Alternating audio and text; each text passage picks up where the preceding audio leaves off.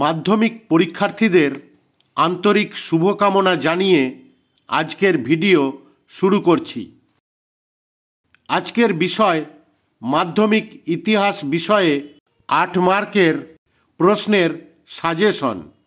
যে প্রশ্নগুলিতে star mark বেশি দেওয়া আছে সেগুলি বেশি ইম্পর্টেন্ট। প্রথম প্রশ্ন, নীল বিদ্রোহের কারণ, বৈশিষ্ট্য বা চরিত্র, ফলাফল বা গুরুত্ব কী ছিল? যেভাবে পরীক্ষায় আসার সম্ভাবনা আছে সেইভাবেই অতীত দর্শন চ্যানেলে 3টি পার্টে সব অংশের উত্তর আপলোড করা আছে। 1857 খ্রিস্টাব্দের মহাবিদ্রোহের চরিত্র ও প্রকৃতি বিশ্লেষণ করো। সশস্ত্র বিপ্লবী আন্দোলনে ছাত্রদের অবদান উল্লেখ করো। লেখায় ও রেখায় জাতীয়তাবাদের বিকাশ কিভাবে ঘটে? ভারত ছাড়ো আন্দোলনে শ্রমিকদের ভূমিকা আলোচনা করো।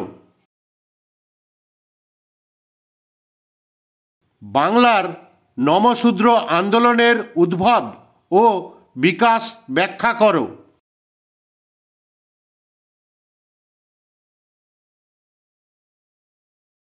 সশস্ত্র বিপ্লবী আন্দোলনে নারীদের ভূমিকা বিশ্লেষণ করো।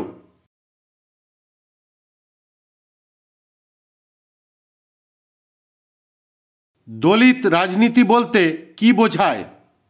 ভারতে দলিত আন্দোলনে আম্বেদকরের ভূমিকা মূল্যায়ন করো।